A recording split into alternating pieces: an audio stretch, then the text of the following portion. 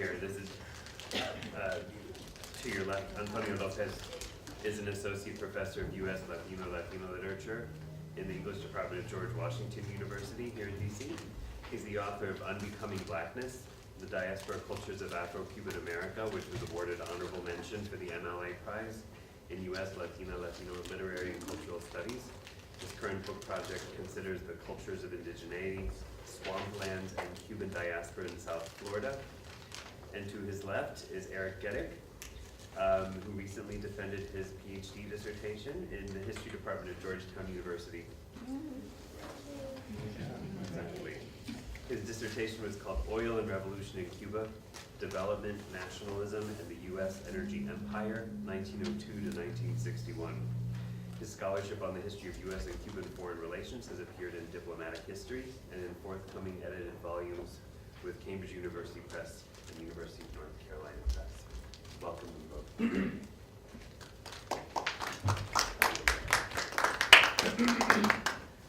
Thank you so much for that intro, David, and to Lori and the organizers, and all of you folks for coming.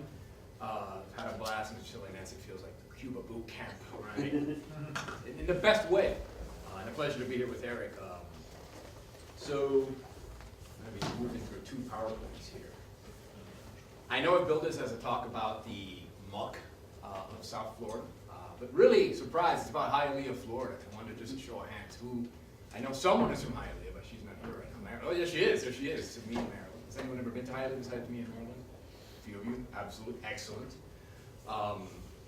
So the question that I'm raising in this talk is how Hialeah comes to us as the most Cuban city in the U.S. And here our friends Ted Henkin and his collaborators from her Cuba edition kind of raise a couple of sort of matters, right? You know, the matter of the most, right, is the concentration of Cubans in the city. And then usefully for me always is a matter of Cuban American whiteness. And as the source here demonstrates, this is absolutely then a question of the mutual whiteness and Latinidad of Cubans in South Florida, in the diaspora, and for my purposes, in Hialeah. And this is going to sort of come up in my discussion in a couple of ways. But to kind of open up the conversation, one of the things that happens when you think about Hialeah as the most Cuban city in the U.S. is that, as we see in this reflection from an NPR interview a few years ago, right, people start sort of thinking about the most, and it sort of produces a kind of response around excess. You know, what does it mean to be the most something? And here's, you know, obviously crucial, the most Cuban place. What are the meanings of being that most Cuban place in the diaspora?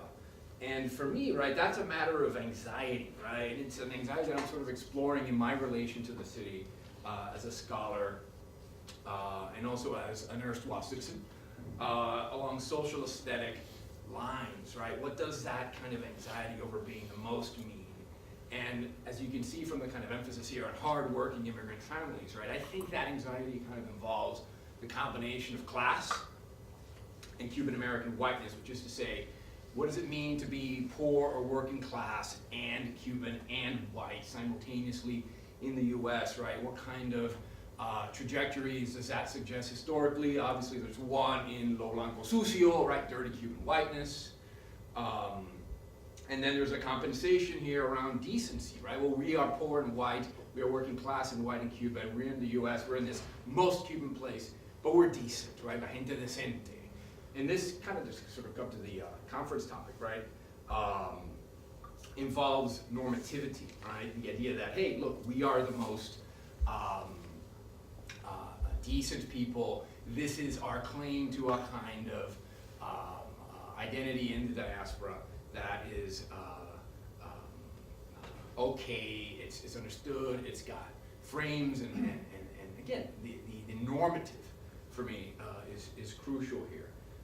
What I emphasize in my work and in my own, again, kind of sort of personal experience of the city, having lived there from 1979 to 1991, is, I would call it the anormative aspects of the city that, in that response to the NPR interviewer, the respondent here, Jenny Molina, sort of characterized as the joke nature of Hialeah. It's misspelled or uneducated nature, right? The fact that it's lowbrow, the fact that it's uneducated. And so one of my sort of frames of reference for Hialeah as I embark, and here I'll kind of touch on why this is happening. I'm writing a book about Hialeah that represents, if not a cultural history of Cuban Hialeah, perhaps then one Cuban American's cultural history of Hialeah. And for me, the heuristic, the anormative heuristic of the indecent, right, of the the misspelled, the lowbrow, the uneducated, is paramount.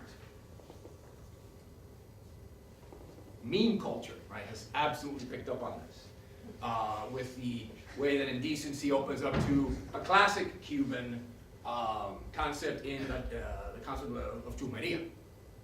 And so, to kind of get at the meaning of chumeria, right, I draw our attention in this amazing kind of representation of Superman as Superman, right, defender of Hialeah, which starts circulating about a decade ago, right, on blogs and Twitter and so forth.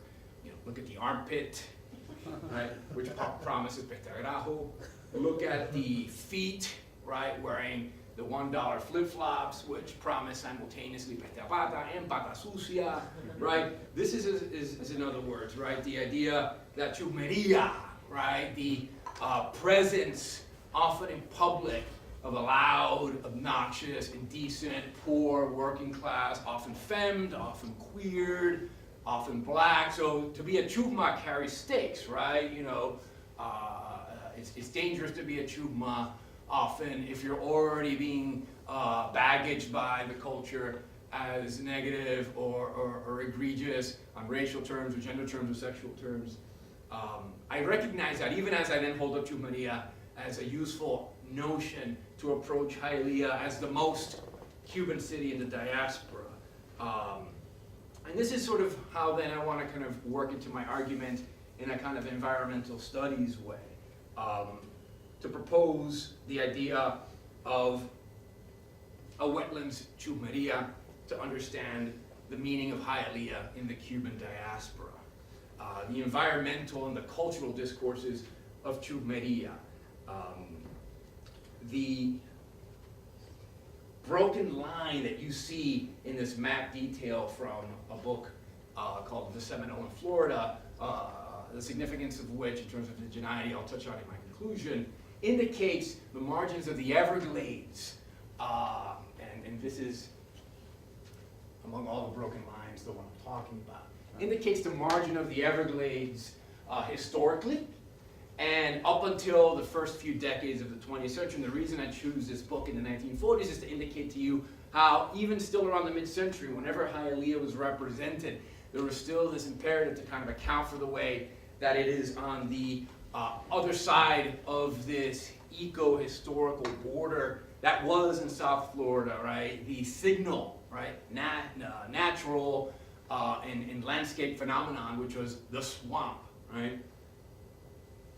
This project that I'm writing, the book on Hialeah, if it's about anything, it is about moving the conversation about Cubans in South Florida away from Miami as normative, right? And toward Hialeah as the anormative representation of Cuban diaspora on the basis of that line. Everything to the east is Miami, right? Everything to the west is Hialeah, and Hialeah, as a historian says, right, was the first municipality in Dade County carved, is a word, from swampland, right? Miami, on the contrary, if you read the tourist booster magazines of the 20s, right, Miami was built out of a mangrove jungle, right, and Miami sits on the Ulitic limestone of the Atlantic coastal ridge. It's a rock. Miami sits on a rock, Hialeah sits on a swamp, and to me, as a formalist literary critic, as a historicist literary critic, I need to pay attention to that. I feel that has been absolutely obscured in the kind of homogenizing of Cubans, South Florida, Miami, right? I'm a kind of Hialeah absolutist in a way, right, with quotation marks and self-irony. I still hate people from La Saguacera, from La Carolina, Miami Springs, Miami Lakes. There's deep, right, notions here of who we are on the basis of where we ended up in the diaspora on these city blocks, right, logics. And so absolutely, right, the anormative Miami that I'm sort of, the normative Miami that I'm opposing to this anormative Hialeah doesn't have what that Hialeah has. And then to come to the wetlands of Chus Maria, right? Think of how in social terms Chus Maria is, again, that unacceptable loudness in public, right? Dressing in flip-flops, yelling, eating on the street, right? Wearing inappropriate clothing, right? The muck of the wetlands is to me the kind of signal fact of the wetlands Chus Maria Hialeah, and it's to examples of that I want to turn now. In particular, to begin with, this late 19th century narrative of the travels of one James Ingram across what is today South Florida, from around south of Lake Okeechobee to the area that is Hialeah and then Miami. The 1890s is a great and I think sort of imperative place to start on the basis of, for us, the waning of Cuba Libre and the rise of South Florida. On top of it, the government of the state of Florida was about to see the governorship of one Napoleon Bonaparte Broward, who becomes the person to endorse the canal developments in the Everglades that drain the area and make Hialeah possible. And so, looking at this detail, one of the things I talk about is how when the Ingram expedition of 1892 moves through roughly the area of Hialeah, somewhere around there where you see number 14, right? It produces, among other things, well, belated travel narratives. And if travel narratives are the Florida genre par excellence, right, going back to El Inca Garcilaso and La Florida, forward all the way through to, U.S. White Anglo explorations of their newly acquired Spanish East Florida. And this is the belated version of that, a kind of Gilded Age. Think of Ingram as a sort of, character in a William Dean Howells novel, or in Twain, or even in a Martí Crónica, right? And I should say that Ingram is a major figure in South Florida history, right? He's a railroad executive. He helps Henry Flagler bring the railroad down to Miami. And so on the one hand, here's the sort of the key passage for me in the Ingram travel narrative, right? On the one hand, on a method plane, to do Hialeah work is to read things like this and have to, in effect, do a kind of prolepsis, right? You have to look ahead, you have to flash forward to where Hialeah is here, right? It's a city that doesn't exist, and a lot of the historical work that I do is absolutely poring over maps, historical documents that, identify the region on the basis of, townships and degrees and north and south, and sort of the pinpoint, this bog, for example, and I'll just kind of highlight some of the key terms here, right? The glades, the bogs, the muck, the mud, all of this stuff, right, that is foul and excessive. Again, the reason I use the conceptual frame of Chus Maria to address it, all of this stuff is indicative of that eco-presence, eco-agency in Hialeah that was vexing, right, to the early Anglo settlers, and had to be accounted for.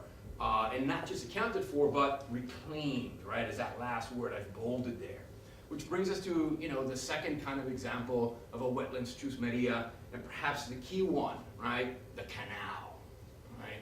You live in Hialeah and you live in canal zones, right? It's like, imagine, a Chusma Venice, right? The canal is the creator of Hialeah, right? It's the generator, and in the modernist era, again, I'm staying here in the sort of turn of the 20th century, this is what produces the Cuban diaspora exemplarity, right, and egregiousness of Hialeah, these dredges that cut through there and produce, the slow watery flow of the canal that created the Chusma levels of pollution, of corpses being thrown in, having just visited the University of Florida Library of Florida History, right, and pulled out all these archival materials about the early canal cutting processes. As soon as they cut canals, they started throwing dead bodies in it because, Hialeah was a kind of boardwalk empire. I think of all of the real estate scamming and all the sort of gang activity that accompanies, these boom towns, right? It was there, and so this canal that you see here, by the way, sort of here from South Florida, this is standing on Northwest 22nd Avenue, looking west, and Hialeah would be to the upper right there of the want to sort of move from sort of this kind of sort of late 19th century Gilded Age, turn of the century modernist phase of Hialeah to a couple of examples of how Cuban artists and performers pick up the canal. And so on the one hand, you have Leani Jauregui, whose persona as Cuquelamora you see here, and then in a parody of a reggaeton hit of hers called Voy pa Hialeah, picks up on the canal. In this image in particular, this 1927 bridge over the Miami Canal is the one bridge that, if you watch that video on YouTube, right, she features. And again, to sort of work with the idea of the anormative, right? So much of the power of this video is not just that it connects the idea of the chusma and the canal in ways that I'm describing, but that it does so by saying, even for people in Cuba, Hialeah is a joke.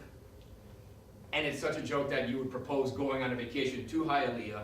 And needless to say, there's a kind of disability studies conversation to be had around the black man of small stature, José, the famous comic who accompanies her in this conversation. Here's the translation, right? A lot of the sort of conversations around getting away from Cuba on the basis of scarcity are there.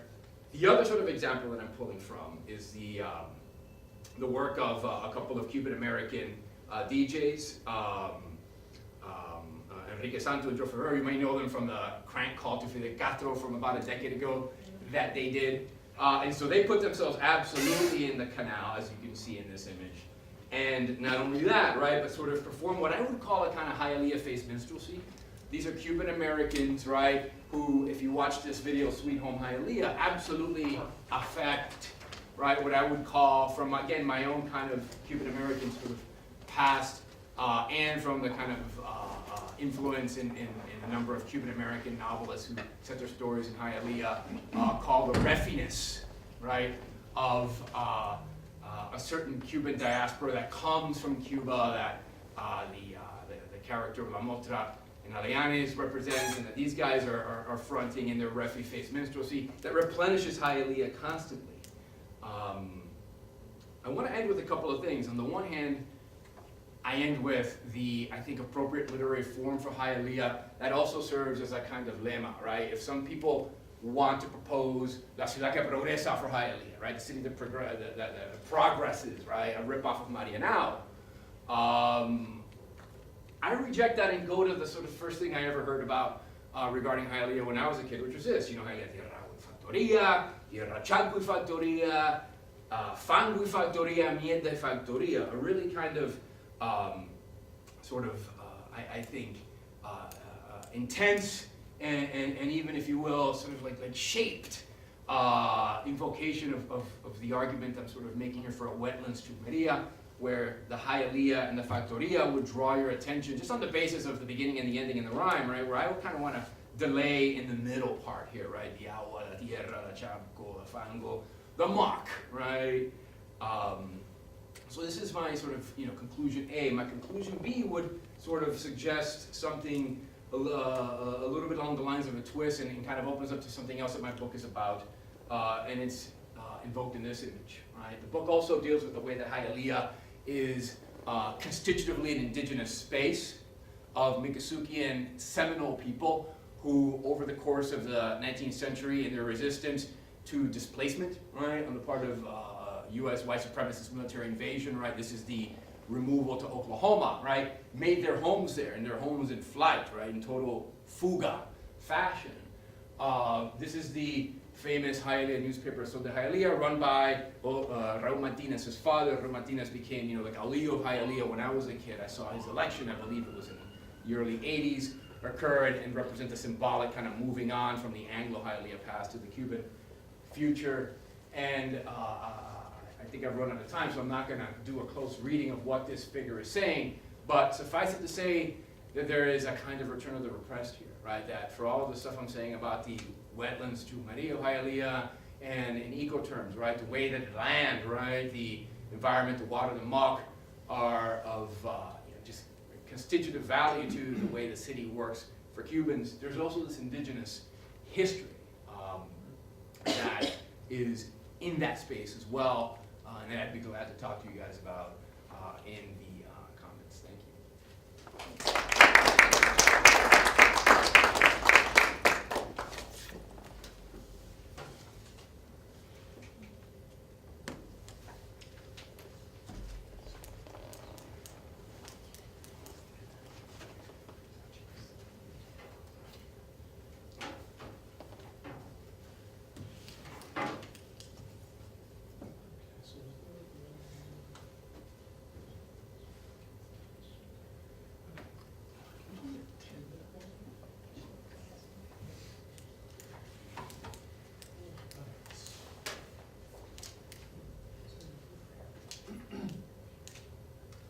All right.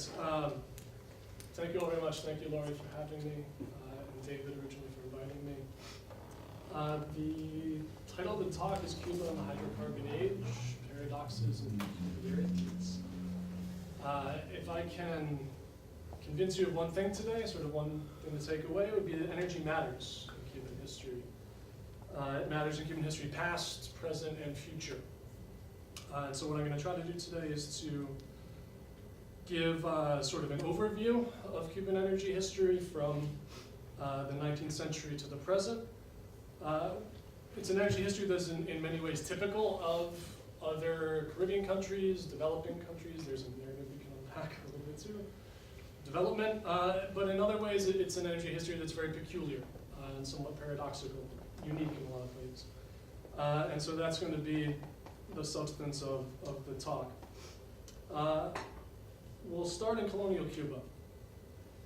And colonial Cuba, until the mid-19th century, as the rest of the world did, was in what energy historians call the organic or the somatic or the biological energy regime. Photosynthesis creates solar energy through photosynthesis, creates plant matter, which is either burned by humans in combustible biomass, or it's consumed as food by humans or animals that then transform that energy into work. Cuba in this energy regime is at an advantageous position. As many January sunburns of mine in Cuba can attest to, solar energy is abundant, fertile soil, favorable climate, year-long growing season. Cuba at the time of the Spanish contact is heavily forested. So Cuba is very blessed in the organic energy regime, and this is what builds the colonial economy through cattle ranching, through tobacco as a cash crop, and then of course eventually sugarcane. Starting in the 1790s, the steam engine, the introduction of the steam engine in Cuba starts to change this dynamic. It allows, first of all, the intensive expansion of sugar cultivation. The railroad allows for the massive expansion of Cuban sugar plantations in a way that transporting the cane by ox cart to the fields didn't allow. The introduction of steam engine in the sugar mills makes them much more productive, grinding the cane. All of this leads to the deforestation of the islands. Ronaldo Funes, an environmental historian of Cuba, has done really good work on this, basically tracking the deforestation of Cuba through the expansion of sugar. By 1837, Cuba is importing firewood from the United States as the western sugar zones on the island are deforested. They're suffering deforestation, erosion, flooding, et cetera, as a result of that. And by the mid-19th century, Cuba is transitioning to importing coal, also from the United States. Coal in Cuba, as it does throughout the world in the 19th century, allows the Cuban economy to transcend the environmental limits of the islands. And so the sugar economy can become much more productive in a way that's unsustainable just with the resources on the island. This is a new and unique and sort of abnormally typical thing in Cuban history, but it's very much in keeping with what's happening around the world at this time. Coal brings modernity to Cuba. Luis Perez has done great work on this as a historian. Railroads, electricity, urban railways, streetcars, electric lighting, gas lighting. Coal is at the foundation of all of this. And it's also at the foundation of Cuban nationality and sort of an identity of Cuba as progressive, as modern, as enlightened, as forward-looking, and also as separate from Spain. And so I think it's important to think of these developments in energy terms. But, there's always but. What coal also does is it raises the problem of what political scientists will call energy insecurity. The island of Cuba has no coal, it has very little hydroelectric potential just because of the nature of its rivers. And the focus of my research is Cuba's sort of confounding oil history, not producing very much oil. And so the story of really 20th century Cuban history is a story of the relationship between energy insecurity and economic development and the quest for economic independence. We can see that in some of the data. Not sure if you can see the years at the bottom of this, but this is starting with independence in 1902 through 1960. The red is oil consumption, which starts really in earnest in the 19-teens. And the blue, which you probably can't even see unless you're in the front row, is Cuban oil production. Both of this is in barrels per day. If you see in the 1950s, 56, it sort of becomes visible. It's like a little tiny bit. At no point in pre-revolutionary Cuba does the island produce more than 1% of the oil it consumes. I should say there in 1937 there's a little drop. I just don't have data for that year. It's not like they stopped consuming oil, so just imagine a little bit. So what I do in the dissertation is looking at trying to unpack certain narratives or certain ideas, discourses about Cuban energy and about its relationship to Cuban nationalism, Cuban modernity, progress, development, independence, and also to the US empire and its imperial rule in Cuba. All Cubans, I would argue, share a sense that rising hydrocarbon energy consumption is essential and is important for the development of the island. And they want to see Cuba's energy potential, real or imagined, developed for the good of the nation as a whole. And really across the political spectrum, Cubans talk about energy in nationalist terms, whether they're conservatives or radicals or anything in between. And these narratives start really early. So this is a quote that I found from 1880. This is even before Cuban independence. It's the Inspector General of Mines of the island talking about Cuba's asphalt deposits. One thing that is sort of unique about Cuban energy is that there are all sorts of surface manifestations of oil on the island. So asphalt deposits, so a few natural gas vents, naphtha, which is sort of a natural gasoline, occasionally catches fire, sort of spectacularly. So it's sort of all around the island, but the actual commercial production was very elusive. And so you have people like Sultan Ain saying, well, if only we go about working harder to develop this, this is going to change the entire economic dynamic on the island. It will lead to the creation of new industries. It will lead to a more profitable sugar industry. And so these narratives are starting really early. Again, I'm reading things for 80 more years that sound very much like Sultan Ain and what he is saying. Whether it's the state or private capital, needs to put in more effort to develop this, and this is really going to change everything for us. And so there's just so many patterns that just keep re-emerging here. There's just enough oil production in Cuba, sort of that invisible blue bit on the bottom. There's just enough indications of 2 or 3 small oil fields that get discovered to give people a sense of excitement and to create these sort of brief oil booms in Cuba. One of them is at Motembo, which is starting in the 1880s actually, and then a couple of times later. Colonial, this is 1917. Jarahueca, 1943. It creates this idea that there's this extraordinary oil promise that Cuba has. And when you start looking for this, it's everywhere in this room. I mean, this is Bohemia Magazine. This is just sort of the general interest, wide circulation on the island. Everyone is talking about this once you start to really look for it. And it leads to this idea of sort of a paradox or an enigma in Cuba's energy history. People start talking geographically, saying, well, Cuba is surrounded by Louisiana, Texas, Tampico, the east coast of Mexico, Venezuela, Trinidad. Cuba's surrounded by the greatest oil-producing zone in the world, which is what it is until the 1960s in the Persian Gulf. It must be here. We have all of these surface indications. We're surrounded by oil. Why aren't we finding it? We've had all of these sort of near misses, and it must be here.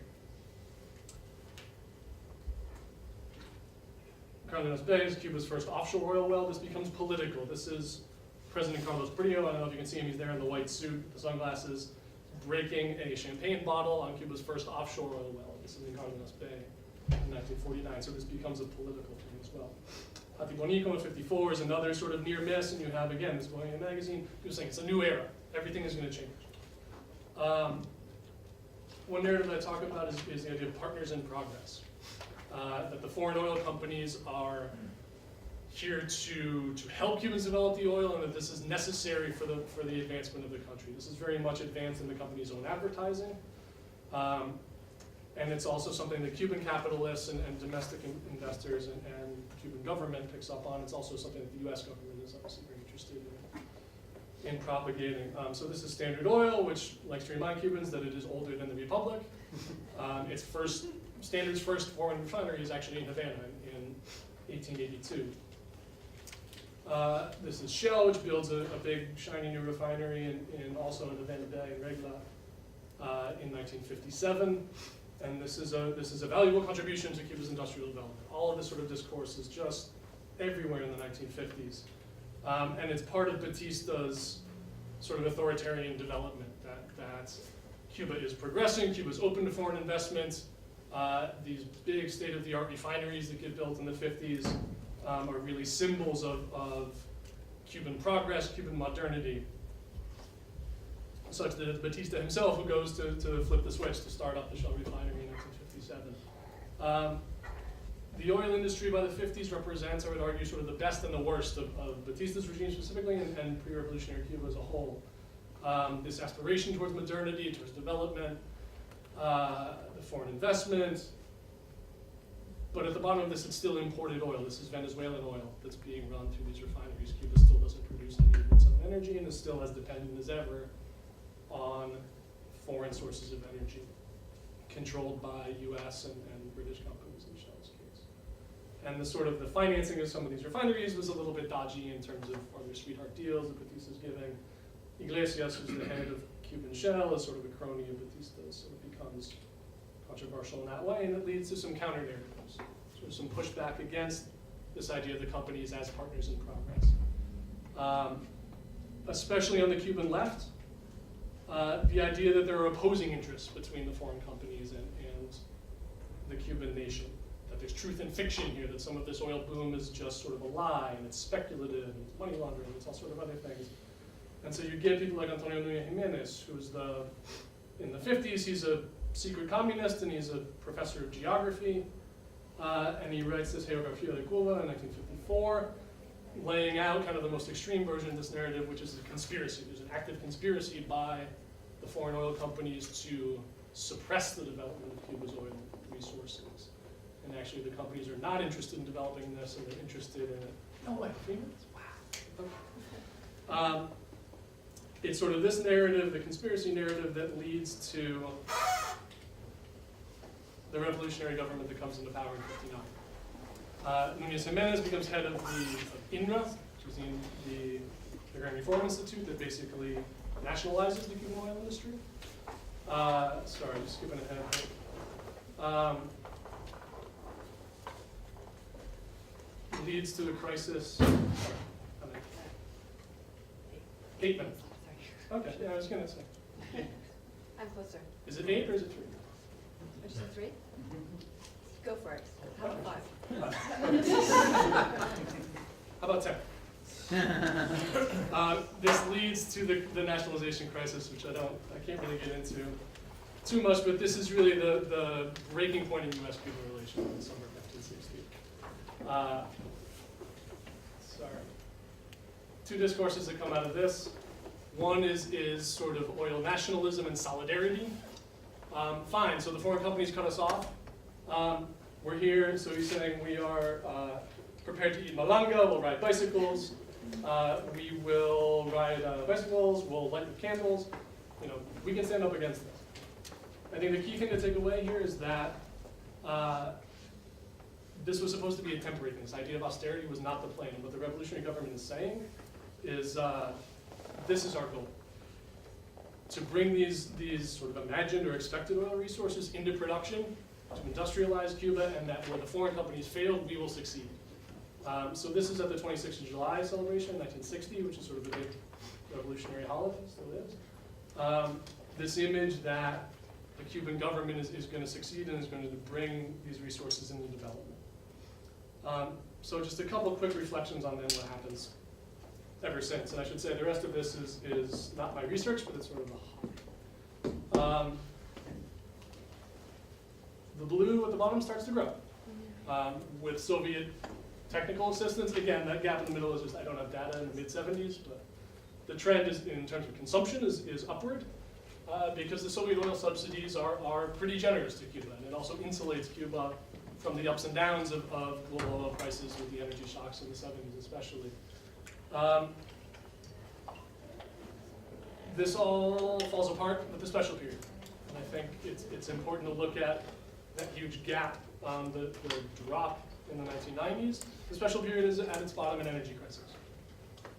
And so it's important, I think, to keep that in mind in terms of the collapse of sugar production, the collapse of agriculture, public transport. All of this is wrapped up in energy. When I started this project several years ago, there was another sense that Cuba was about to enter a new era. If you went to Havana a few years ago, the offshore oil platform, Colonial 9, was going to develop what Cubans expected to be amazing oil resources just in the deep waters offshore. This didn't come about, and so by my count, that's sort of the fifth boom and bust in terms of Cuban oil history in the last century or so.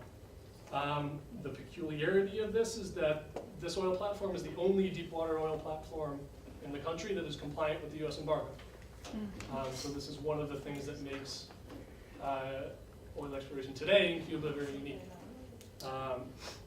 The rule is it has to be 10% or less US parts. And this is the one. It was Soviet built, and now it's owned by the Chinese. The big question that lots of Cubans talk about is what happens if the Venezuelan oil subsidies are taken away. Cuban dependence on a sort of political energy patron, a socialist energy patron, has become normal. The exception being the 1990s. It's been since 1960 really that Cuba's access to cheap subsidized energy has been on a political basis. It hasn't really been on an economic basis. And so there's this sense that, I mean, this is actually a critical cartoon from an exile newspaper that's sort of lampooning this. But if the Venezuelan subsidy gets cut off, well, I guess they have to go to the Russians then, and sort of beg for oil from the Russians again. So this idea that Cuban energy history or Cuba's energy relationships are somehow atypical, abnormal. I think from outside observers, it definitely seems that way. For Cubans, this has just been the reality for so long that there's sort of an inability to think, well, how will we actually adjust to actually paying cash for oil the way everybody else does? Final thoughts on this to bring us back to the beginning of the talk. Renewable energy would be obviously the solution here. If Cuba could enter a world in which its endowments of sun and soil fertility, tidal power, biofuels, this would in some ways bring Cuba back to what was normal for the foundation of the Cuban economy up to the introduction of steam and coal in the 19th century. Stop. Thank you.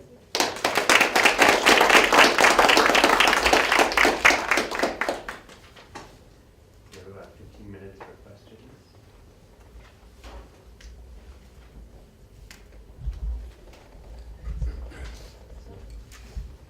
My question, first of all, thank you, both of you. I really appreciated your presentation. My question is for Antonio.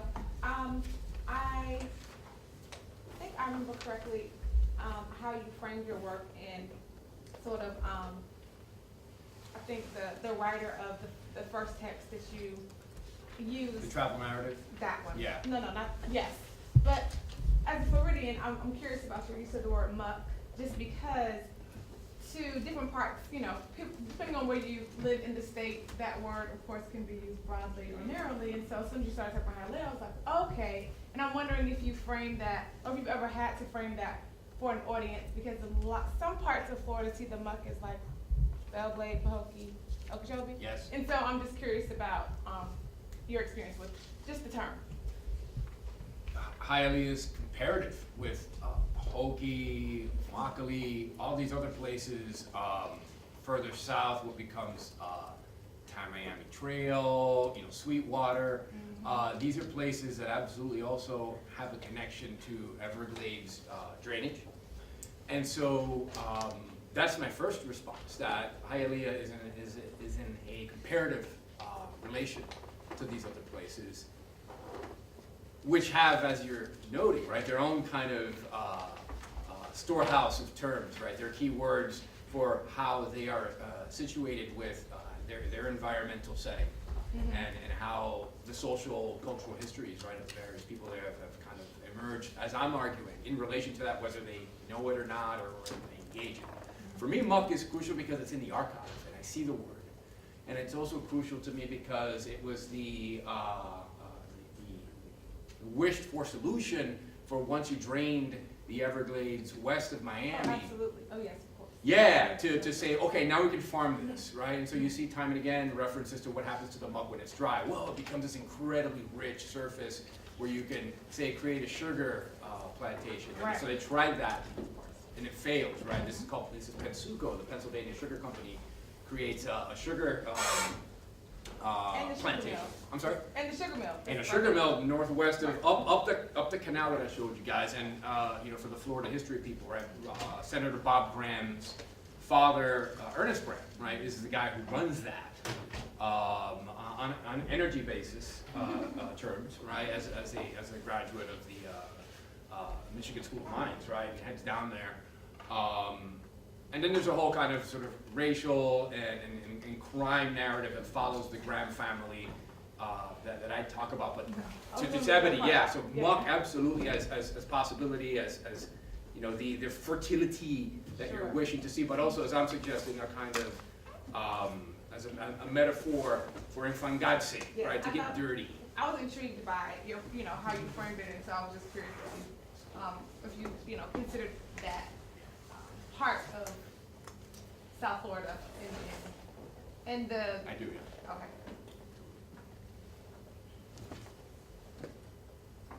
So, Eric, I have a question for you. So from this topic, obviously, and I'm talking about energy, so I'm so glad that you've taken this angle. So the presence of SUV was actually recent in Cuba. It was in the 50s when they actually. Yeah, or was it way before? they start marketing in Cuba in the 20s. They build the refinery in 57. So the refinery is there for 3 years, just in time to get nationalized. And they've been taken over.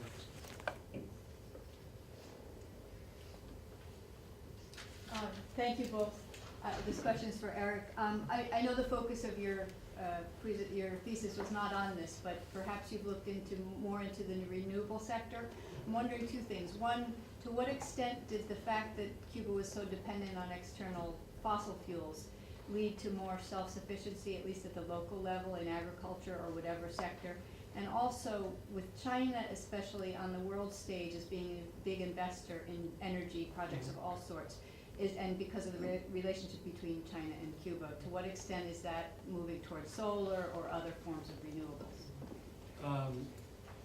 So the first question was sort of self-sufficiency in local yeah. agriculture Or other recently, sectors? sort of post-special period? In whatever period you choose. Yeah. Could be during the special period. 'Cause Well, there it no- was all self-sufficient until it wasn't. Yeah, yeah.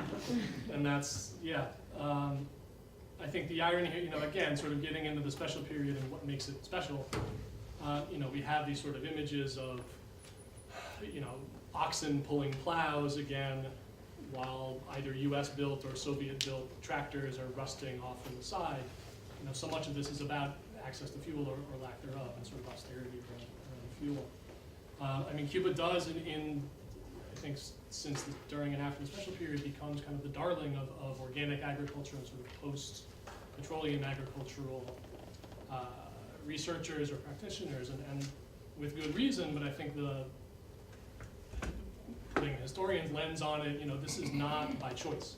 Right? I think if Cubans had their way about it, they would have been every bit as petroleum intensive as the rest of us. And so I think that's what is worth keeping in mind looking at this historically. In terms of the second question with China, I sort of skipped through it, but on Coupet's website, the state oil company's website, they have a map of sort of all of the partners that they've worked with in joint ventures for exploration on the islands. And Sinopec, one of the Chinese state oil companies, has been involved there for several years now. It's, again, in terms of normality, uniqueness, it's companies from all over the world. PDVSA, obviously, from Venezuela, Pemex, There's an Australian company that's there, the Canadians have been involved in it, Statoil from Norway. But those are fossil fuel based, not in the renewable Yeah, sector. in renewable stuff with China and solar, yeah, that's a good question. I don't know. Or bagasse from sugarcane. Yeah, I mean, bagasse is something I didn't get a chance to talk about, but that's a big piece of this too. I mean, the bagasse comes from sugar production, obviously, which has collapsed. I mean, Cuba produces 2 million tons of sugar today, which is less than they produced 100 years ago. So that's going to take a lot of work too. To get that back up. Right. But yeah, there are people who know this. I'm unfortunately not one.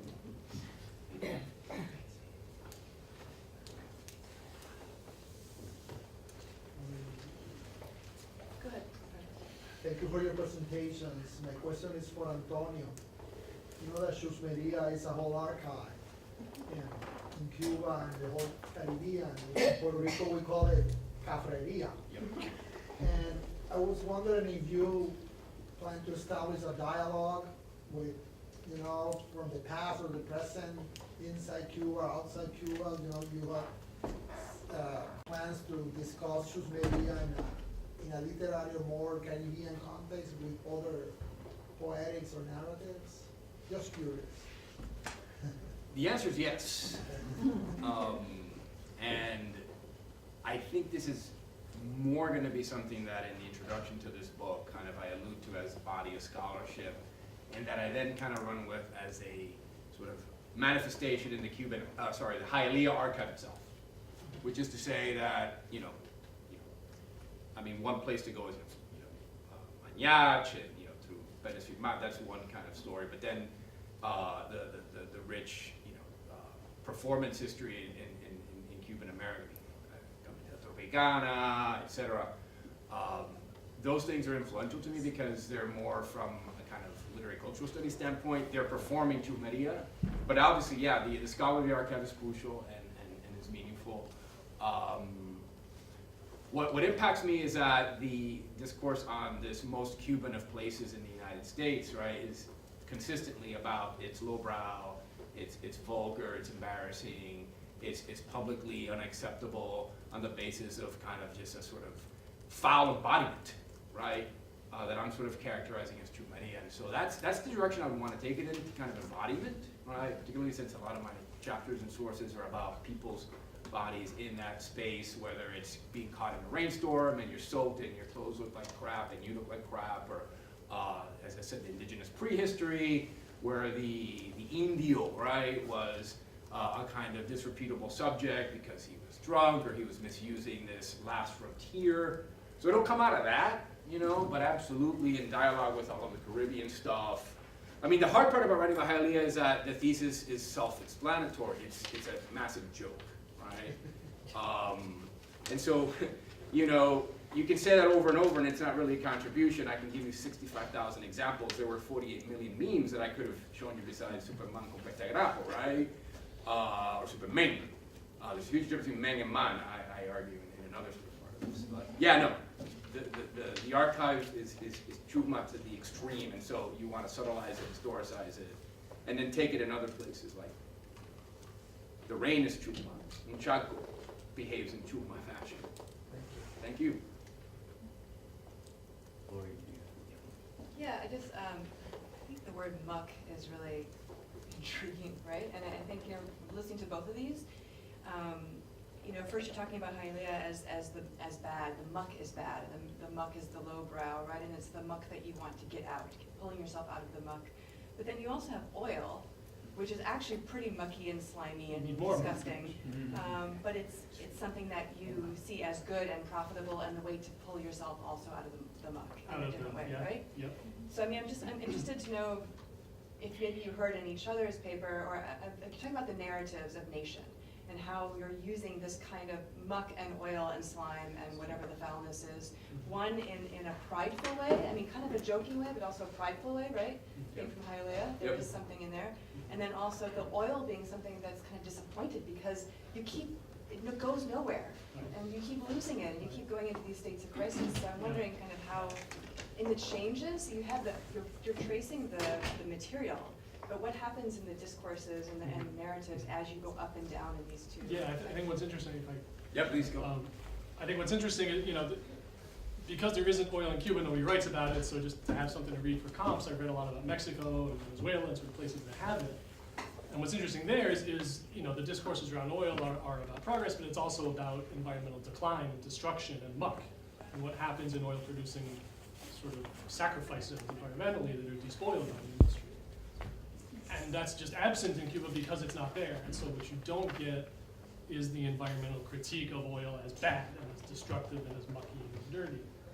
And so they sort of only get the good parts of it, which is it comes on a tanker and then it goes in a pipe and then it goes in a refinery and then it goes in a gas tank and it brings machines and modernity and progress and air conditioning, electricity, and all these wonderful, clean, modern, progressive things without sort of the costs of them. And so that I think is, the one exception to that is the pollution of Havana Bay from all the oil tankers that have been going in there since 1882. And so that's maybe something to look at. It doesn't become an issue before the revolution. It may become an issue since in terms of the critique of cleaning up the bay, things like that. It's something I haven't really looked at, but that's sort of, again, one of the paradoxical things with me is that you never, just because of the point where the nationalization happens, that kind of environmental critique never really gets going in Cuba, just because of the materiality of it or the absence of the resources. I would just add that muck is water and dirt, and it's also feces, right? And therefore, it's the unsightly aftermath of human energy expended, which leads to the argument I would make for Hialeah as the space of the expenditure of social fuel. And by that I mean it's a place of upward mobility, right? The point about Hialeah is me voy pa Hialeah in order to get the hell out of Hialeah as soon as possible, because it's ugly as hell. The apartments it gets flooded. And yet that upward mobility notion, which is all over Hialeah literature. If anyone here reads Janine Capot-Pousset, the great novelist, How to Leave Hialeah is the title of her collection of short stories. And there you go, right? A book that purports to be an owner's manual for the flight from Hialeah, right? Well, as you would expect in true literary fashion, give you story after story of a failure to leave, right? How to leave is never an education that ends successfully, right? Except for her, right? The actual writer, she's off at the University of Nebraska, which is a direct job, but the stories. And I fashion myself that. I've never left it. If you ask me, are you a Cuban American? I said, I'm a Hialean, right? And shot through with that are all manner of things, right? I played football in high school, chicharrones, etc. But you don't leave it, and I think that's something that's really appealing to me, that you don't kind of leave this place even though you really want to, and that it's a place that people in Cuba see as the first stop, right, and the lowest level stop on your way to, Marco Island on the West Coast, right? And once you get there, it's great. It's as far away from the east coast of Florida and connoting success as possible. But yeah, I would just say upward mobility, right? The muck fuels it, except you don't get out. Antonio, one last joke, just coming from literature. Our child go Fangomian, that could be the end of a Baroque sonnet about Hialeah. And it would be a climax, fantastic thing. Coming from you, this is huge. Absolutely. And I just want to say there's a pride to this, right? But that kind of pride in the muck and the mockery and the lowness of it, right? So you can say it about yourself, they can't say it about you. If I can just add one more point, Antonio, I was trying to remember where I first heard this word. So when you mentioned University of Florida, that's what made my wheels turn. So University of Florida had this sort of club within their athletes. It was called the Muck Club, and they were from Belgrade and Pahokee, because Belgrade has had like the most NFL players, something like that. But anyway. Yes, Edgerrin James. Fred Taylor, and so on, right, correct. So, and apparently, yes, and so I was trying to remember this, there's a muck bowl. Nice. That is between Pahokee and Belgrade, Yep. which is an annual high school football game. Great. And so when you talk about, right, the sense of pride, because I was like, I remember somebody saying, well, I'm from the muck. I'm like, I don't remember that, right? And so, but it was, they were very, it was pride. So that last part that you explained to Ada about how I can say it about myself, but you can't like that, I thought was, Ebony, I really appreciate this point, because one of the associations to me is right, sort of basically, just to bring this to a kind of southern and global southern kind of frame, right?